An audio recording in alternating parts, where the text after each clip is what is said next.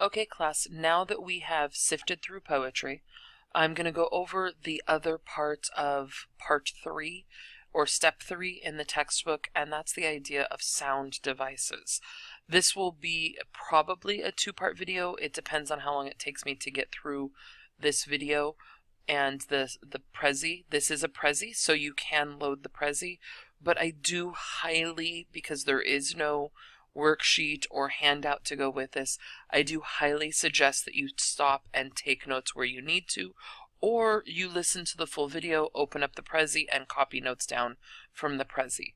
But it is still imperative that you have notes, especially when we will be working with it and practicing with it in class next week. And if you don't know the terminology, it's going to be difficult to understand. So sound devices. Sound devices, when you're looking at poetry, is the idea of going beyond the figurative meaning. So it's beyond the literary devices, the images, and the tone, the theme, but it's more the sounds that the words make as they're being read and as they're being written.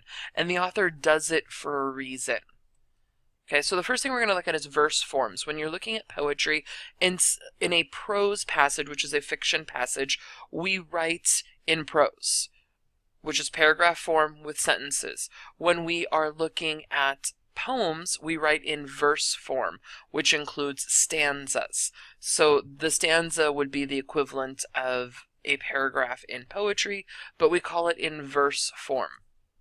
There are 3 main types of verse form, and this is the idea of the structure that the poem takes on based on how it's written. So the first thing we have is rhymed verse.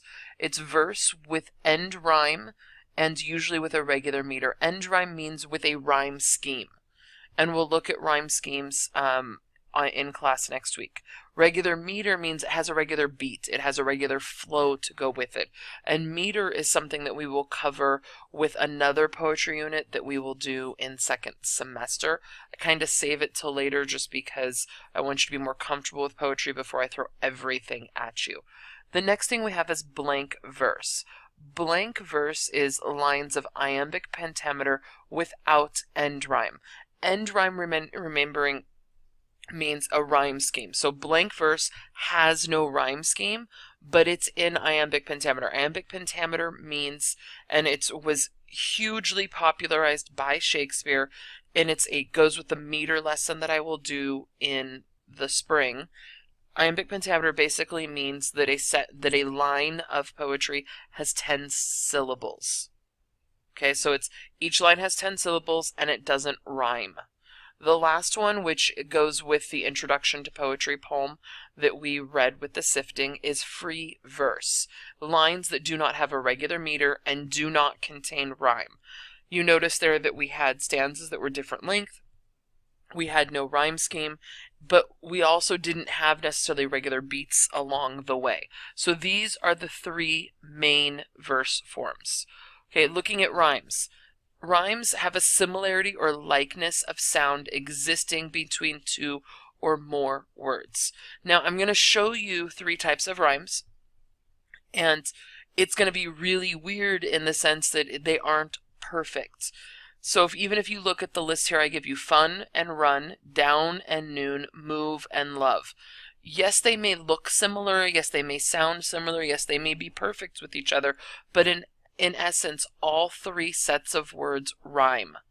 Because remembering now that you're in AP Lit and we're getting deeper into poetic meanings, you have to look deeper than the perfect rhyme, deeper than it always sounds exactly like one another. So the first one we're going to look at is called perfect rhyme.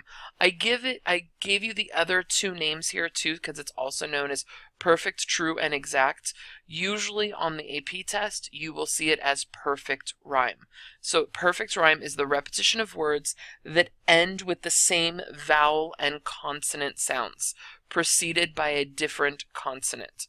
Homophones are also considered exact rhymes. So a consonant is not the vowel, so you get the A, E, I, O, U, and sometimes Y. Those are your vowels. Your consonant would be like your B, C, D, F. So when we're looking at perfect, you have the same vowel sound preceded by or sorry, same vowel sound with a consonant sound, but before that you have a different consonant. So if we look at this, the first one, love and dove. The ov in both, the vowel would be the O, and the v is the consonant sound. But both of that one syllable is preceded by a different consonant, the L and the D. Okay, the next one we have is fun and run. You have the or the which is a vowel and a consonant, but again preceded by a different, an F and an R. You have dreary and weary, blue and blue. So they sound exactly the same.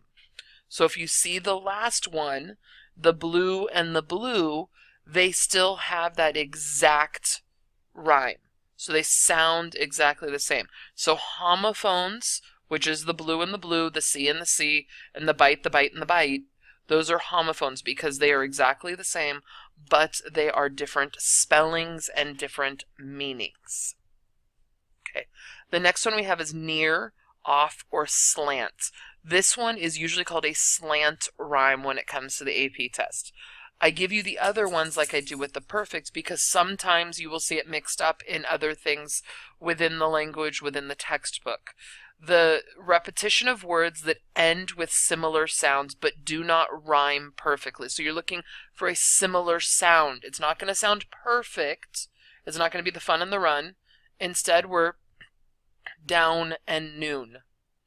The at the end with down and noon have the similar sound. They're not perfect, but they are similar enough where we can say that they rhyme.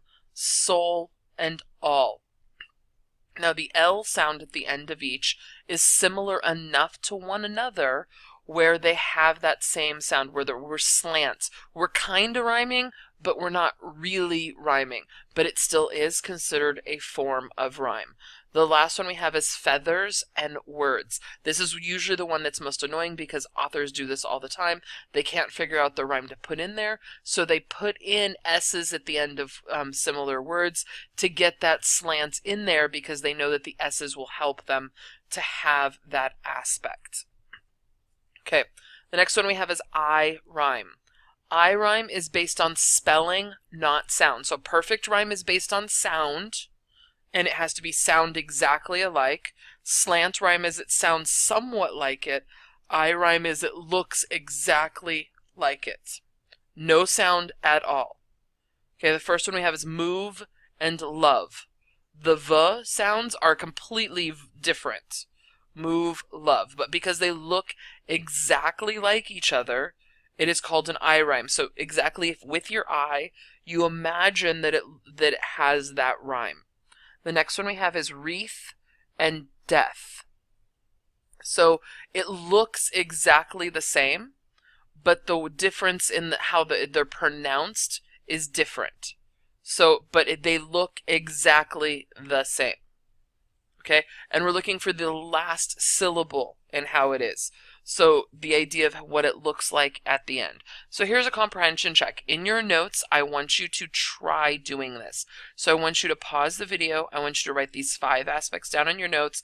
And then in class on Tuesday, we are going to go through these and see how you did.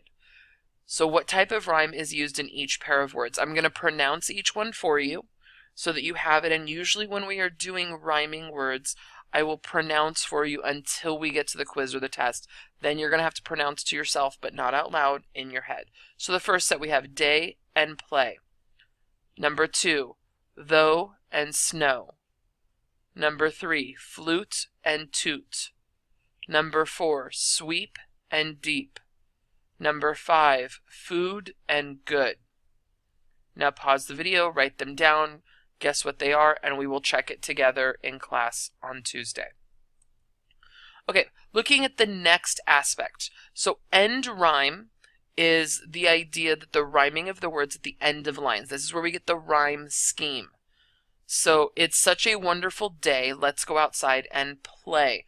I put them in a different color here so that you could see this. So we would actually label this with an A and an A because these two words actually match together. And we will look more at rhyme scheme next week, and I will give you whole poems and we'll practice doing the rhyme scheme and the labeling of rhymes together. But the end rhyme is the fact that the last word rhymes with one another. Okay, the next one we have is internal rhyme, is that the rhyming of words within a line. So it's not at the end, it's within the line. So the first one we have here is the little mouse lives in my house. So the blue words here, mouse and house, both words are not at the end of the line of poetry. One is in the middle and one is at the end. But the author chose to put these words in close succession to each other because they want you to pay attention to the words and the sounds. They want you to see the beats. They want you to feel the meter. They want you to feel the rhythm within the text itself. The next one. Once upon a midnight dreary, while I pondered weak and weary, while I nodded nearly napping, suddenly there came a tapping, as of someone gently rapping at my chamber door. 'Tis some visitor, I muttered, tapping at my door. You probably already know who this is, in the sense of that it is Edgar Allan Poe. It is also, it's from The Raven, and so keeping this in mind, Edgar Allan Poe loves to put similar sounds in there. So when we're looking at internal rhyme, if we look at the first line, so we get dreary and weary. Okay? And the next one we get napping and tapping. 99% of the time when you're looking at internal rhyme, it's going to be perfect rhyme. Okay, so we're not going to pick out something weird like nearly and suddenly and have the idea, oh, cool, he put in two LYs, then it is an internal rhyme. No, you're looking bigger. You're looking for exact perfect rhymes. And then here we have rapping, which goes with the napping and the tapping. And in the last one, we still have tapping. So you have that repetition of that sound and the idea that you can actually hear the pounding of the raven on the door. Okay, next, comprehension check. So like with the last one, I want you to pause the video, I want you to write these down in your notes, and I want you to figure out what they are so that you have it in your notes for Tuesday. And on Tuesday, we will go over both comprehension checks. And then Tuesday night, you will have another video that goes over the second half of the sounds. So identify the end rhyming or internal rhyming for each set of lines. And it can have both. It can have internal and it can have end rhyme. So the first one, double, double, toil and trouble, fire burn and cauldron bubble. The second one, Humpty Dumpty sat on a wall, Humpty Dumpty had a great fall. Have a great holiday weekend, and I will see you on Tuesday.